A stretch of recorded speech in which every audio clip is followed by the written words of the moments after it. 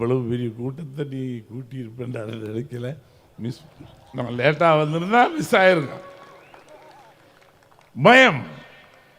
இதுவரையில் நான் எல்லாரோடையும் எல்லா தலைவர்களும் தெரியும், எல்லா அமைச்சர்களையும் தெரியும்.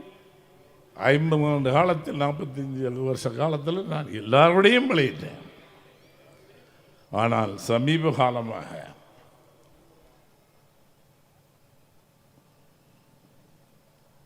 பயம் வருதுன்னா நல்லா கவனிக்கல. பயம்னா நிமிடம் போ. இவனிடம் பொருள் இருக்கிறது என்று அர்த்தம், இவனிடம் அர்த்தம் இருக்கிறது என்று அர்த்தம், இவனிடம் நியாயம் இருக்கிறது.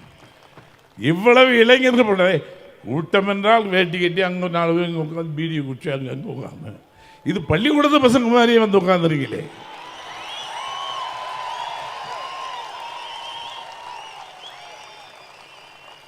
எதிர்காலம் 40 தாண்டவனுக்கு இல்லை, 30 தாண்டினாலே கிடையாது. நீங்க எல்லாம் 30 கீழே நிற்கிற எதிர்காலம் உன் கையில்.